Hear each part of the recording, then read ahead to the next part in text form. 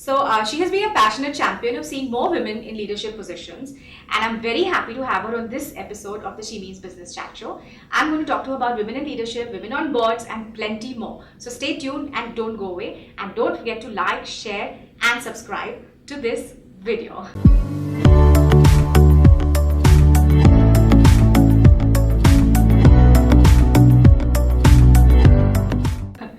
Hi Poonam. Most excellent. Hello, Deepika. Thank you so much. But first up, I know it's very difficult to be brief, but briefly tell me about what is it that you do. Well, the first thing is that it's not difficult to be brief. Right. Anybody who's sharp and who's clear and is purposeful knows how to be brief. I started the Will Forum in 2007. I'm an economist, so I have a very clear agenda. My job is to make sure that our country, that our companies, and that our women know how to maximize their potential. All right, that there's a word that is used for, it's called optimum. They know how to optimize. So we started the Will Forum in 2007 to do the following: one, set up best practices for women in the workplace; two, build an ecosystem of equal opportunity so that all talents can shine; three, provide some executive mentoring for women so that they can rise in the workplace; and four, make sure that the advancement of women leads to inclusive growth in companies, which is critical for rewards to business and society. Now that's as sure as I can get. I think, given that you set out to work in the gender balance space, have you set out to empower women? What is it? So, is women empowerment a term? And what does it really mean? So the first thing is that gender balance, I don't know. There is no such thing as gender balance, all right? At the entry level, you will have some balance, at the middle level, some balance, and at the top level, you will have some balance. So we're not looking for gender balance, we're looking for gender representation, okay? And it's actually called balanced leadership. Balanced leadership means all talents will have equal opportunity to shine. Now, how at the end of it will look, I don't know. But we must validate equal opportunity at the bottom, all right? So that they can all rise up. So regarding empowerment, actually, I've stopped going to seminars on empowerment. I just think that the whole concept of empowerment has got to change its definition. First of all, we are all empowered. There is no such thing as empowering somebody. It's called power of self. Everybody is born with the power of self. Nobody can give you a benevolent patronage and say, I am now going to give you power. You know, I'm very much a spiritual thinker that way, and I don't know if in Hindi we say aham brahm, I am the creator. I am the creator. It's me. Now the question is, why is it that some people don't unleash their power and some do? That is empowerment. So we have to stop having any conferences on empowerment. It should be called power of self. It should be called unleashing your power, but it should be your power. Nobody should have the capacity, and you should not give that power to somebody to give you back the power. That's the problem with the word empowerment. It has the benevolent connotation, which actually takes away the power from the stakeholder. So the women are not going to be empowered. We have to unleash the power of women. That's what we have to do. So, but do women need more power unleashing? So, in Yes. terms of Yes, they need to ratios. unleash their power now. It's not like, do they need to unleash their power? The women must unleash their power now, today, as we speak. Every woman must get up and unleash her power now. After that, you have to say, why doesn't she unleash her power? She doesn't unleash her power because there are all these barriers in her mind, and there are all these barriers externally. So we have to teach women how to dismantle barriers one by one. We don't have to empower them. We have to teach them how to crack their own barriers one by one so that their own power can be unleashed. That's how you do it, right? I'm just saying that I go to conferences, and often these young women come to me and they say, how do you like this? How do you speak like this? I said, I'm in my natural state. You are in your unnatural state. You've got all these barriers. Get rid of them one by one. And then you will speak like me, right? But getting rid of barriers means you have to have accomplishment. you have to have distinction, you have to build some stature for yourself. Then only you can get rid of the barriers one by one. It's not just get up and I'm going to take a one-day workshop on how you're going to empower yourself. It doesn't work that way. But nowadays there are so many forums and there's so much happening in this space, women becoming more visible and more vocal, right? So there is a lot which is happening in this space. So what do you have to say about that? Well, it's called noise. To me, it's called noise. Okay. I say it's called noise because when you are recycling the same thing over and over again for 100 years, then you haven't stepped beyond the threshold.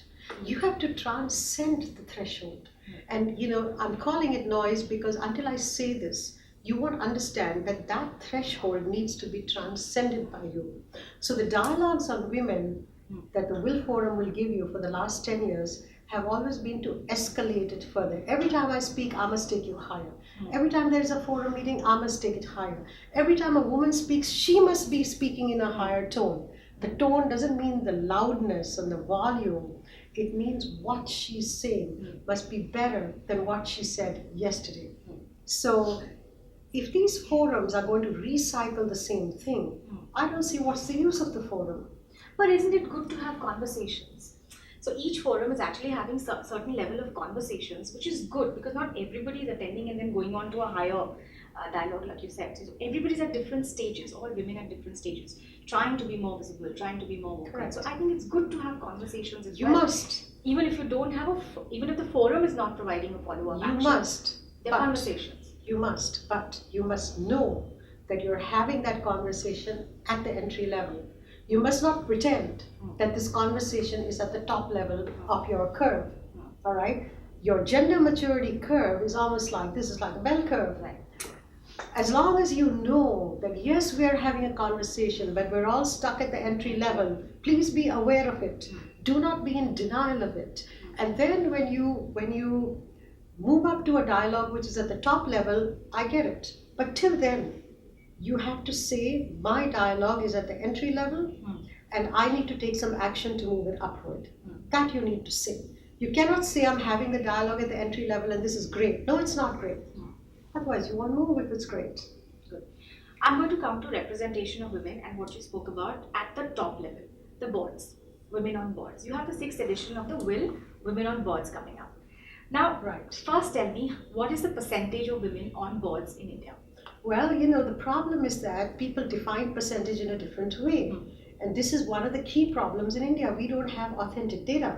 So I will only quote my own data. I've written 15 research reports. So first of all, I don't speak until I write. Okay. First, I will write 15 research reports. Then I will write a book, Leadership by Proxy. Then I will say that the current state of women on boards in India ranges anywhere from 5% to 10%, depending on how you define it. Depending on how you define it. Are you saying women on public boards? Are you saying women on private boards? Are you saying women from family companies? Are you saying business owners? So let us say from 5 to 10%, which is by far one of the lowest in the world, especially for an economy like India, where GDP is rising faster than any other country, anywhere between 7 to 12%, right? So we don't want to be at the bottom of the ladder in every segment of women's representation. Can we please lift the number of women on boards? Is that because then more women get represented, or is there a business case for having a diverse board? Well, balanced board? When you're talking business, you talk only one thing. It's called profit. Right. Unless you're talking profit, don't talk business. Go to some social sector conversation, which I don't have any problem with, but it's not business. So since we're talking business, I'm not even saying that is a business case. One of the things you have to understand is that until your board reflects all your stakeholders, who are your stakeholders? Investors, suppliers, employees, producers, consumers. Until your board reflects all of your shareholders and stakeholders, it's not going to have what I call the competitive edge. So if you want the competitive edge, you have to recognize that 50% of your consumers, your employees, your producers, your suppliers are women. Unless you reflect them on your board, you will not have the competitive edge. The competitive edge is critical for something we all know called innovation. So let me keep it simple for you and say, homogeneous sports are not competitive. Diverse sports that have women and more representation will always have the competitive edge. I mean, just to keep it short for you. Yeah. In other words, balanced sports are different. You need that difference to give you innovation. Now, how do I explain this to somebody who has not innovated, and a lot of Indian companies who haven't innovated for years? They don't innovate, so they have no interest in innovation. They have interest only in wrapping up or selling to markets where they already know they're going to do it. But innovation is what takes you from $1 million company to $1 billion company. So why are there so few women on boards? Somebody pointed it out to me, said that because the pipeline of women in leadership positions, right, because women due to certain reasons tend to fall out of the workforce or whatever, the pipeline of women who can be on board positions, I didn't really believe that though, is fewer, which is why you have fewer women on board. Right. I don't believe that, but what do you have to say? So the thing is that you have to stop recycling that dialogue to begin with, okay? If we recycle it, we're spreading another fallacy. I'm not saying it's an untruth, it's a myth, it's called a fallacy. So let us stop recycling fallacies, let's get on to facts. The first fact is, no, there are not enough women on boards because everybody is looking for comfortable women, for women who are invisible, and for women who are pretty much soft on the boards, okay? So that's what they're looking for. Now you can keep on telling me that things have changed and people in corporate India have changed. The answer is until the numbers change, nothing changes. You can keep on saying change to me, I only count it in numbers because that's what business does. It counts everything in numbers. So regarding the women falling off the pipeline, I will give you a piece of data which you must recycle instead of recycling your fallacy. The piece of data is 12%. My data. The number of women, the Will Forum data, the number of women who fall off the so-called pipeline, I don't even know what it means, is 12%. Now, I'm saying, can you stop hijacking the entire agenda for women on boards on this 12% that leaves the workforce? Can you please focus the agenda of women on boards to the 88% who doesn't leave the workforce? Now, those who don't want women on boards, we'll keep talking about the 12%, the Will Forum won't. I will talk about the 88% who are sitting there in a mid-level and are never moved to the top positions and never moved to the boards. That's the Will Forum. Don't take me away to the 12%. Those are the choices they have made. They make the private choice of leaving. They make the private choice of family, whatever. It's a private choice. But those who stood and took the hard road and made the sacrifice, how come the agenda is not about them? Because nobody wants to move them up. It's very simple. It's really so simple. I don't want anybody to recycle the fantasy. It has to stop. So what is the process of being on a board? So for example, here's a woman who's accomplished, who's done very well in her professional career, and obviously she wants to move up to, let's say, a board position. What is the process? Is it all about networking, or how does it work? Well, the right thing to do is to say it correctly. There is only one way to get to the boards, and that's by being chosen by the nominating committee, okay? I've written a whole report, it's called Balanced Boards for Good Governance. I understand governance. I've been an independent director myself for 8 years, all right? So I understand. Only the nominating committee technically can nominate you to the board. That's it. Now, you can have a lot of open links, but still the nominating committee is the only one who can take you. Now, in India, it doesn't work that way. Worldwide, it doesn't work that way. I'm not saying India is any better or any worse. Worldwide, it doesn't work that way. The nominating committee only takes names which are often given to them by their own circle, by their own community, right? So ultimately, it has to go to the nominating committee. So I would strongly recommend that women who want to get onto boards should first get a certification, okay? Because it just simply puts you above everybody else. At least you can say, I'm certified, okay? And the Will Forum does the certification because of that, so that you don't have to go to anybody else, we will certify you. Is the certificate mandatory for a board position? Is any kind of certification mandatory, or it's not, but it just puts you in a better... It's never. There is no such thing as a qualification for a board director. Now you can argue it out with me, and I'm ready to argue it with anybody. There's no such thing, all right? Just like people like Steve Jobs and, never had an MBA degree to start their business, all right? It would have been better if they do, but they don't. Similarly, there is no such thing as a qualification, or a certification for a board. What is required is a fiduciary, it's called fiduciary responsibility of a board director, which is care, trust, integrity, which a lot of people don't measure when they give you a qualification. They just measure the technical side. Nothing happens without networking. Now, networking doesn't mean I'm going to go and sit and network with you. Networking means be visible, be strategic, get your executive presence. That's networking. Being strategic is networking. You don't go networking with everybody. I don't talk to anyone, and yet I'm networking because I'm strategically talking to those that I need to talk to, not just talking. The women need to understand strategic networking, which is quite different from networking. I've got an entire YouTube presentation which I did on my web mentoring called Strategic Networking. It's just 10 minutes because I just took the PowerPoint. But once you understand strategic networking, you'll never do networking again. Right? There's a lot of difference between the two. I think the words that you use when you speak, the words that we use when we mentor, the words that we use when we lead, the language is so important. My job is to change the language. That's why every time you or somebody will say something which I think needs to be changed, I'll change it there and then on the spot. That's the way it goes. Interesting. So what next for you? Next? You mean next after the Will Forum or? Yes. Or just next, as in for the Will Forum, for Poonam. What is it what do you want to achieve and where do you see yourself going and what next? So you have to remember that I have a very important word called must do. It's like, must do. Whatever you do, you must do. You shouldn't talk about it. You shouldn't set up a platform. You must finish the job. So my greatest joy will be when the data changes for women in top positions in boards, ecosystem, benchmarking, all the companies. I would really, really like that when a woman goes for a job, she asks the company, are you Will certified?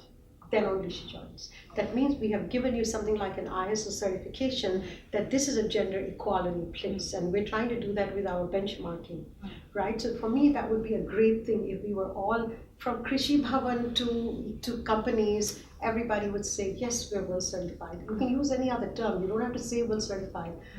But it simply means that we are gender neutral in all our promotions, in all our ecosystems.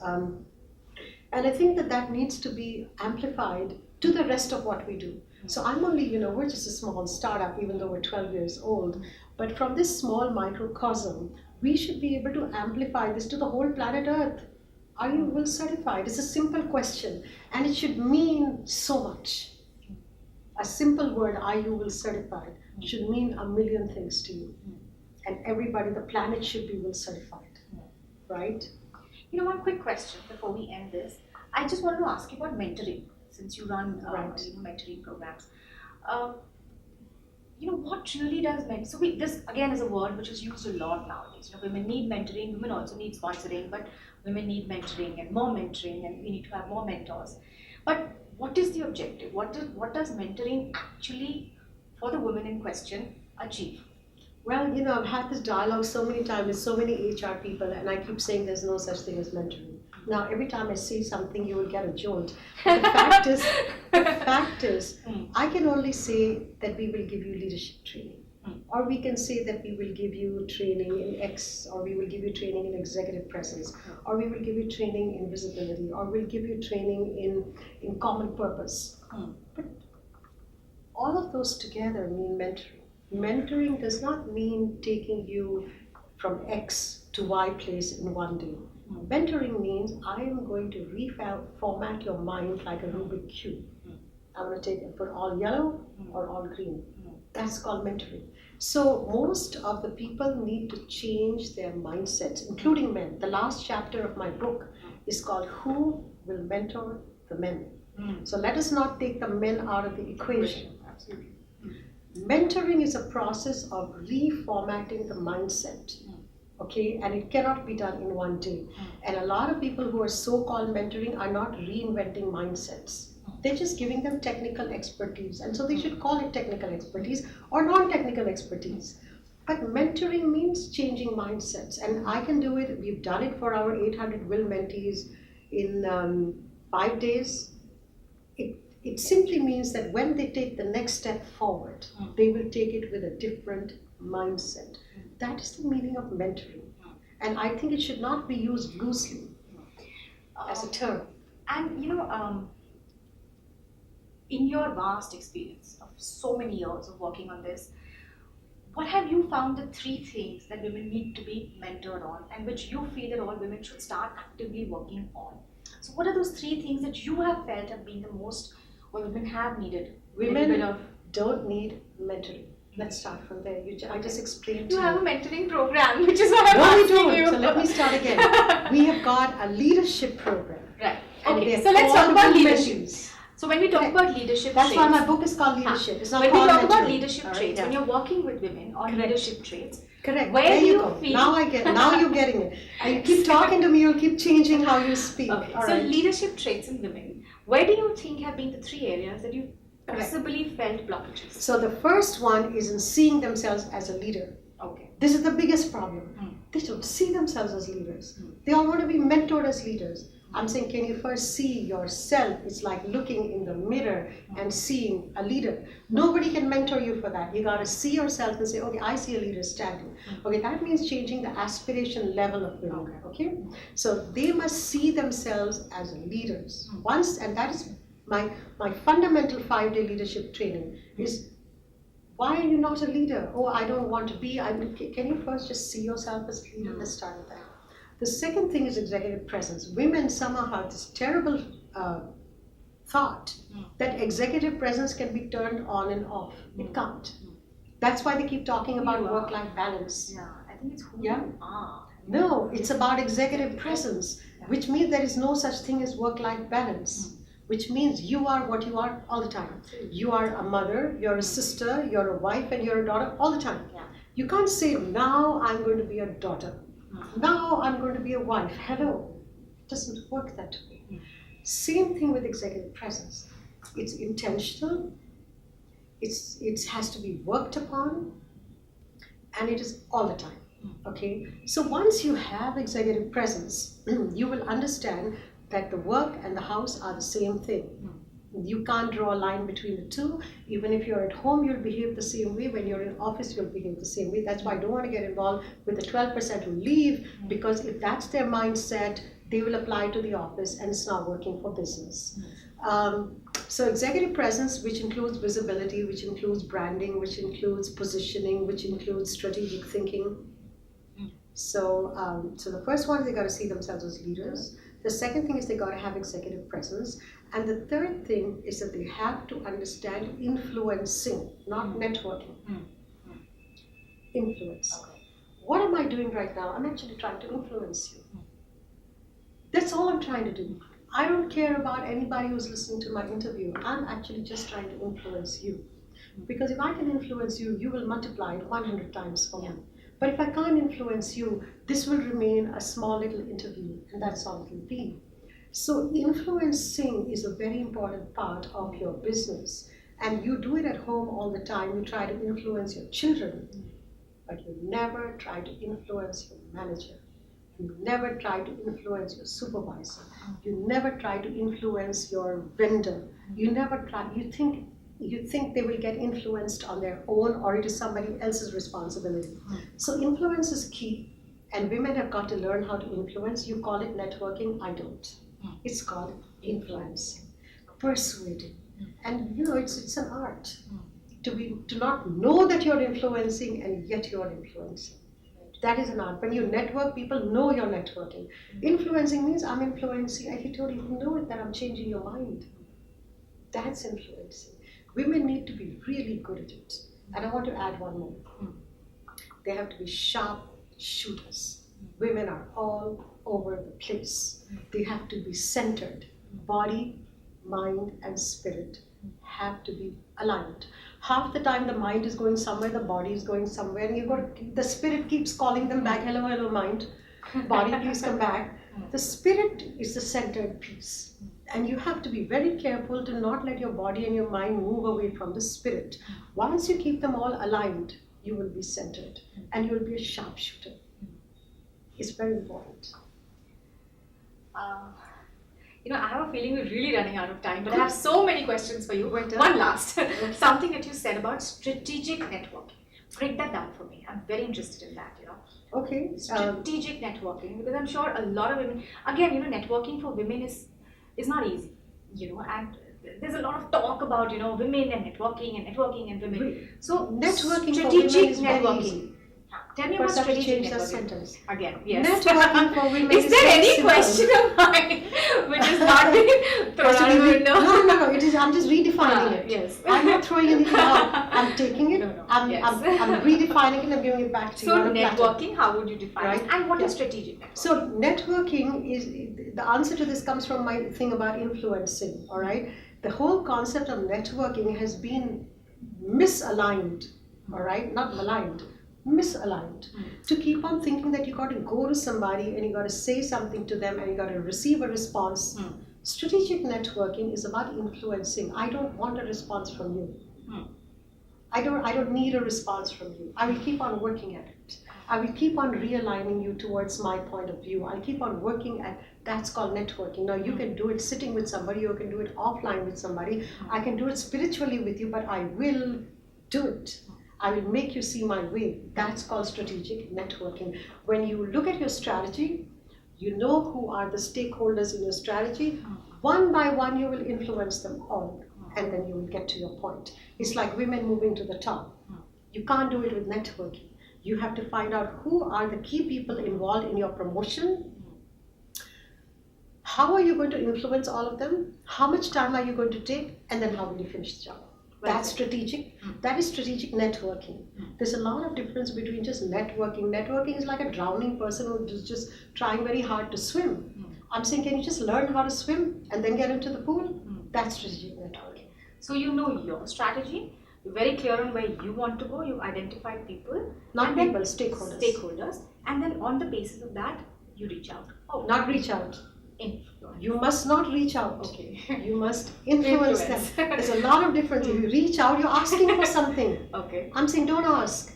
Reaching out means I'm asking you for something. I'm saying influence. You will give them something. Right? That's one of the key things in my influencing is that networking is all about giving, and then giving some more, and then giving some more. You gotta give. Then the network will give back to you. You can't just get up and say, hey, network, give me back. First, you got to give. I have an amazing network all over because I'm giving all the time. And I'm saying when my time comes to take it back, I will ask for my gold in return. Till then, I will keep giving you gold. So it's really not about reaching out in the beginning and saying, give me, which is why I'm against all the sponsorship business. You have to give.